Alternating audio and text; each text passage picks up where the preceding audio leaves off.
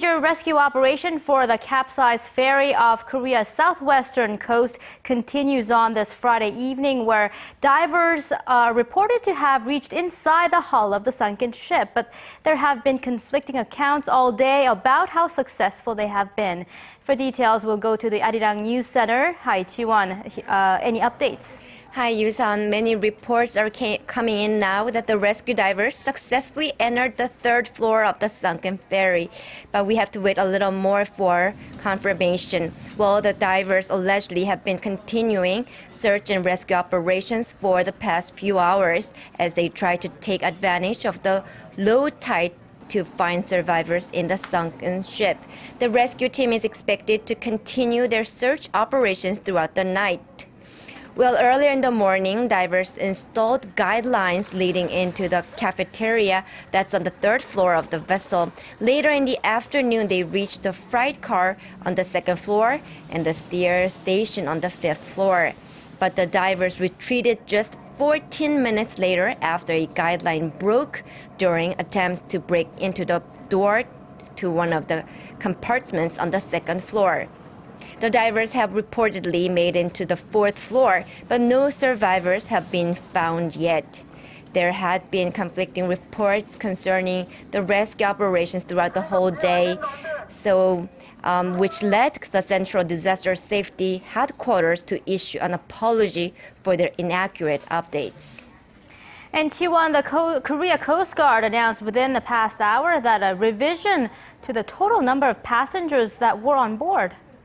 Yes, Yusan, the Korea Coast Guard said the total number is 476, not 475, as previously reported. Also, they have revised the number down, the number of rescued to 174.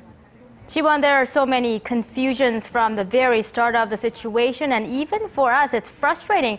Hopefully, we'll get more confirmation on this unexpected change. And how are the families of the missing holding up?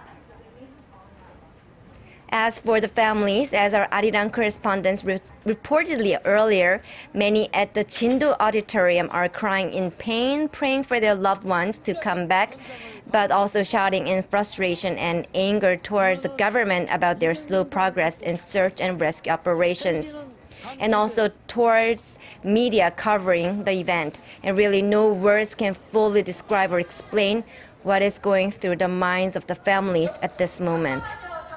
And another shocking revelation, the vice principal of Tanwon High School is believed to have committed suicide. Yes, Yusan, it was around 5 minutes past 4 p.m. Korea time when the vice principal was found hanged by his own belt from a tree on the hill behind the Jindo Auditorium. He was on board when the ferry was sinking 2 days ago, and he was one of the few that were rescued. The principal has left a suicide note on his wallet, and he wrote that it's hard to live on not knowing whether 200 students are alive or not. The 52-year-old also added that he wished his body be cremated and thrown into the site of the accident, and said he hopes he can be the teacher of the dead students in their afterlife. How tragic. And Jiwon, the joint team of prosecutors and police filed arrest warrants for 3 crew members, including the captain. Yes, the joint investigation team filed arrest warrants this evening after intensively questioning the captain 3 times and raiding the office of the ferry operator earlier this morning. The team applied 5 different charges, including abandoning the sinking ship and rescuing himself before the safety of other passengers still on the boat. And under special criminal laws on specific crimes, the maximum punishment a captain can face for abandoning the ship could be life in prison. There are reports that the ship may have undergone excessive renovation, and this could have been a factor in the cause of the accident as well. Yes, the ship was last renovated in 2012, and the ship's weight increased by nearly 1,000 tons. As you can see from this image, the number of passengers the ship can carry also increased by more than 100. Experts say this might have played a factor in the ship listing so easily and losing the balance when taking a sharp turn. The investigation team on Friday also raided a shipyard in Mokpo that renovated the ferry. And experts also point out the possibility that the cargo carried inside the ferry, hundreds of vehicles and 1,000 tons of other cargo, may not have been tied down tightly, and that the cargo could have slid to one side suddenly when the ship took a swift turn. And these all contributed to the ship's losing the balance. It seems like a combination of so many problems together caused this tragedy. And lastly, the team in charge of investigating this disaster held a press briefing on their interim findings. What did we learn about who was steering the ship at the time of the disaster?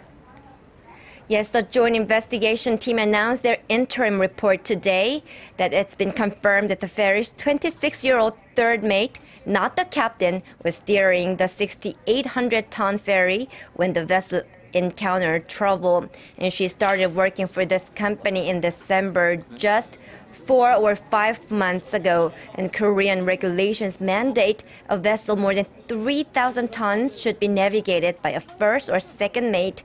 And considering that the Sewol ferry weighs more than twice that, it's clear violation of regulations. Fingers are being pointed towards the captain, who is believed to have been away from the steering room at the time of the incident.